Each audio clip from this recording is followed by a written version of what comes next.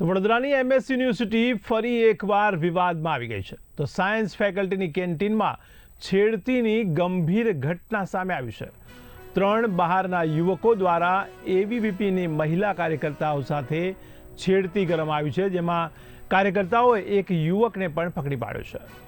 2 અન્ય યુવકો ઘટના સ્થળેથી ફરાર થયા છે।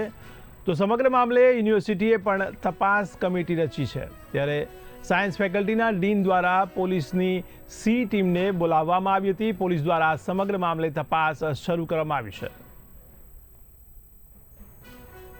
પકડી પણ લેવામાં આવ્યો હતો અને સી ટીમ દ્વારા પણ એમાં આગળ કાર્યવાહી પણ કરવામાં આવી હતી એવી માહિતી છે। સાથે સાથે યુનિવર્સિટીએ પોતાની રીતે પણ એમાં સંજ્ઞાન આ ખૂબ ગંભીર વિષયને લઈ અને એની ગંભીરતાપૂર્વક એક એને જેને કહી શકાય કે રચના કરી છે એક સમિતિ ટાઈપની, અને જેના આધારે વિદ્યાર્થીઓની સુરક્ષામાં ક્યાં